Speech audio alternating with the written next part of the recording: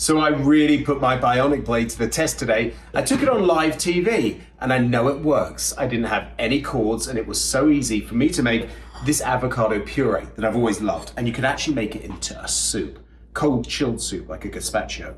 I've got some avocado. I'm gonna pop that into my Bionic Blade, not even chopping it. I've got some chicken broth. And I'm gonna add some of that. And then you wanna chill it for a bit and maybe put some chopped chives on and make it pretty. So really easy soup. It is fabulous. Tighten this on real tight because you want the lines to go together so then it works because it's got a safety measure on this. And then you just blend it up to a beautiful soup. So I took it on a NBC show today.